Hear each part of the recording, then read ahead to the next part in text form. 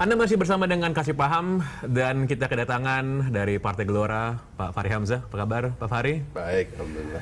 Saya kalau nge-google ya Pak Fahri ya, Koalisi Perubahan, selain dari anggota partai tersebut yang berkomentar, Pak Fahri itu paling sering berkomentar juga sebenarnya soal Koalisi Perubahan. Nggak jadi deklarasi katanya gara-gara bandar, kata Pak Fahri gitu kan.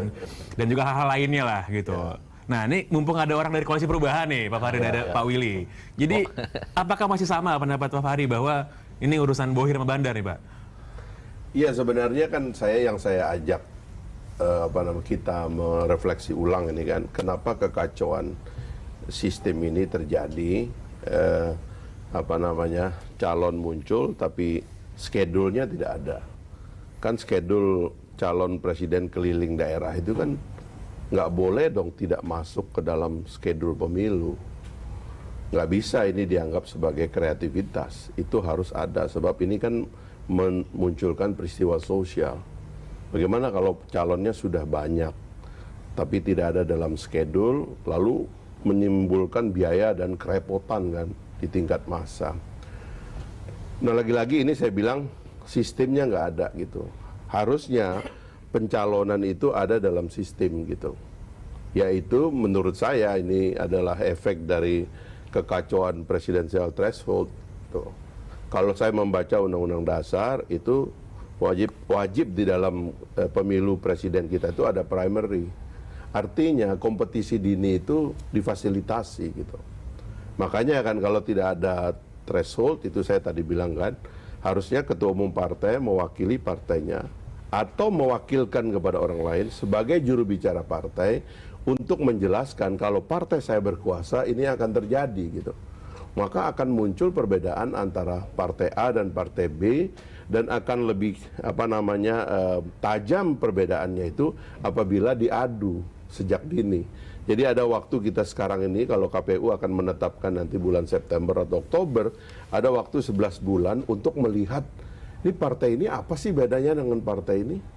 Calon partai ini dengan calon partai ini bedanya apa sih gitu. Pak Fahri, saya mau nanya kalau gitu, kalau apa beda partai dengan partai lainnya, partai Pak Fahri sekarang dengan partai sebelumnya bedanya apa Pak? Ya kita memang bisa dibilang antitesis kepada semua partai yang ada, karena kita memuncul baru kan, dan antitesisnya itu ada latarnya, 3 tahapan yang harus kita bahas di situ. Yang pertama apa persoalan nasional kita. Yang kedua, bagaimana solusi terhadap persoalan nasional. Baru yang ketiga, siapa yang cocok memimpin dalam kerangka masalah dan solusi itu. Itu aja. Soal beda itu nanti akan kelihatan dalam perdebatannya. Sekarang nggak ada loh, ini sembunyi-sembunyi semua loh ini. Dan semua capresnya akhirnya cari aman. Nggak berani ngambil sikap. Kenapa? Kalau dia ngambil sikap, ada 3 benturan yang mungkin terjadi. 1, benturan kepada massa. Ya, orang seperti Anies, mohon maaf ini ya, tiba-tiba menjadi Nasdem itu kan ada resikonya. Karena dia kan tadinya dianggap ada di kanan kan, oposisi lah, ini kan tokohnya oposisi. Sementara Nasdem kan hampir 10 tahun ini pendukung pemerintah. Yang kedua, kepada elit parpol. Kalau dia tiba-tiba salah ngomong, elit parpol bilang, loh kok kayak begini ini orang, saya nggak jadi nyalonin dia lah. Atau kepada Bohir. Nah, ini keluar nih kata-kata. Karena Bohir itu pasti nyari capres yang sesuai dengan kepentingan bisnis. Orang-orang ini punya kepentingan dalam bisnis juga memantau. Nah inilah yang menyebabkan politik kita akhirnya dikelola dari belakang. Tidak fair. Tidak fair kepada rakyat. Efek pendidikan kepada rakyatnya tidak dimunculkan. Rakyat bingung nanti tiba-tiba 3 bulan, 2 bulan kelompen capir. Si ini out of the blue datang, si ini out of the blue datang. Udah ada namanya di kertas suara, kita terpaksa nyoblos tanpa tahu siapa orang ini. Jadi lucu, Mas Burhan, bahwa apa yang dilihat oleh publik, oleh pengamat, sama oleh politisi, sama gitu. Padahal kan yang bisa menyelesaikan masalahnya politisi juga, gitu kan? Iya kan? Ya, bukankah harusnya ada di dalam sana gitu? Partai baru. Tapi kan sudah pernah berkuasa, kan sudah pernah jadi masuk parlemen, Bang Fahri. Ini kita bikin supaya lebih berkuasa lagi mayoritas. Pak Willy, gimana tanggapan tadi Bang Fahri? Rumput tetangga selalu lebih hijau daripada rumput di rumah sendiri. Itu apa yang bilang oleh Bung Fahri tadi ya. Ya kan kita tidak boleh jas merah, jangan sekali melupakan sejarah. Apa yang Fahri bilang lebih banyak sambatan lah ya. curhatan ya. Karena sekarang udah di luar kekuasaan yang tadi dibilang. Tapi saat berkuasa apakah sama? Nah, itu kan kita tinggal konfirmasi aja.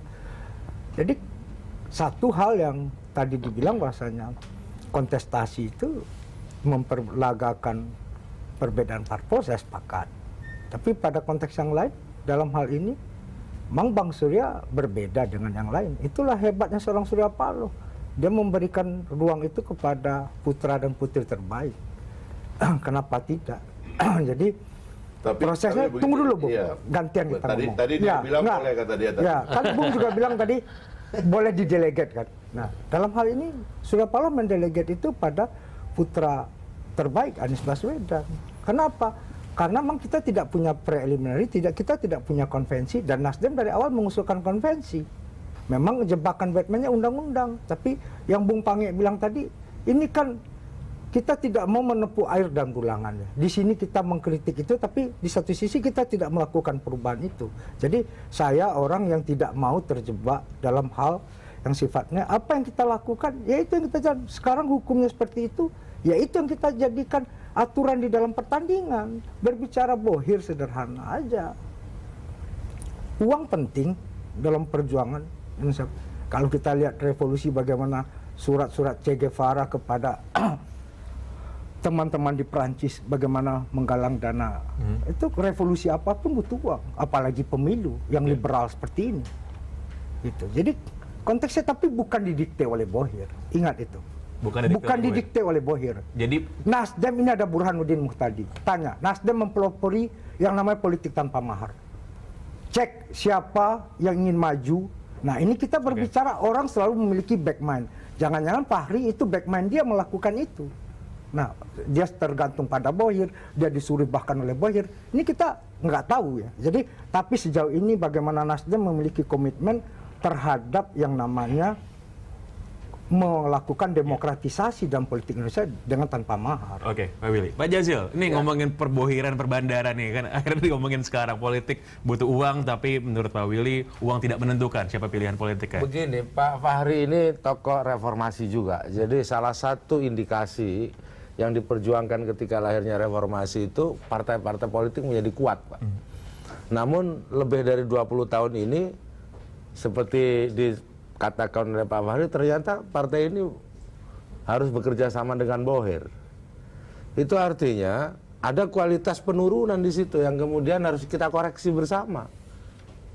Saya sampaikan ke Pak Fahri, kalau di PKB nggak ada itu, Pak. Kita berdasarkan pada kekuatan yang kita punya saja selama ini. Nah, namun karena sistem yang ada, seperti disampaikan Pak Burhan juga, kemudian memang memberikan celah peluang kepada munculnya bohir. Nah, ini koreksi buat partai-partai politik juga nantinya. Karena Pak Fahri juga pernah di 2 partai kan, kalau saya kan baru 1 gitu kan. Nah, maksud saya itu, ya, maksud saya gini, deparpolisasi menurut saya ini terjadi. Apa karena sistem atau tidak disadari oleh partai politik itu terjadi, Pak. Sehingga apa? Dan itu bukan hanya fenomena Indonesia. Ya. Iya. Party alignment itu fenomena Semuanya terjadi gitu. Karena memang pertemuan masyarakat juga berubah kan. Kita cara membeli sudah melalui GoPay, melalui ini juga sama. Nah, oleh sebab itu 2024 ini menurut saya ya ujian lah buat partai-partai politik. Untuk kemudian bisa melahirkan betul-betul figur yang memang lahir karena sebuah rancangan yang dibangun oleh partai, gitu. Bukan karena rancangan yang dibangun oleh kepentingan tertentu dalam konteks untuk mencari keuntungan lain. Ini bukan hanya di Pilpres, di Pilkada ada bohirnya katanya. Nah, kalau begitu maka dari ujung sampai ke ujung, kemudian di mana sebenarnya partai ini? Kenapa nggak bohirnya aja yang langsung nyalonin diri gitu? Nah gitu, kenapa nggak itu saja? Nah inilah menjadi koreksi, maka parliamentary threshold, presidential threshold, atau apapun itu bisa kita koreksi, termasuk juga soal otonomi daerah.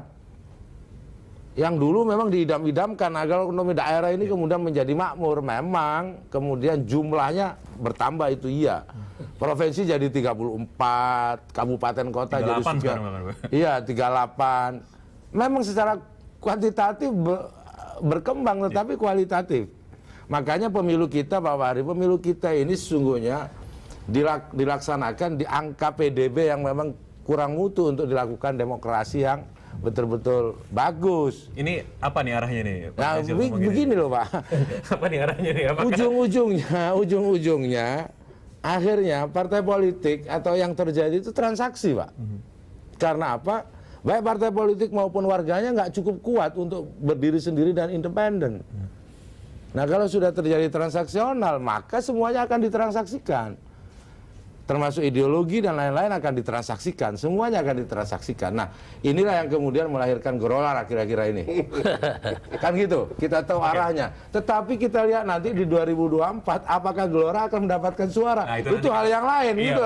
Itu hal yang lain karena apa? Karena mungkin bisa jadi gagal juga ada bohernya. Nah, kan gitu, kan nanti gitu. kita bahas. Nanti Kan kita gitu, bahas. bisa jadi gagal Kita gitu. bahas mengenai perbedaan ini. Termasuk juga dengan pakar bohir ini ya, Pak Fahri Hamzah. Jangan kemana-mana, tetap dikasih paham.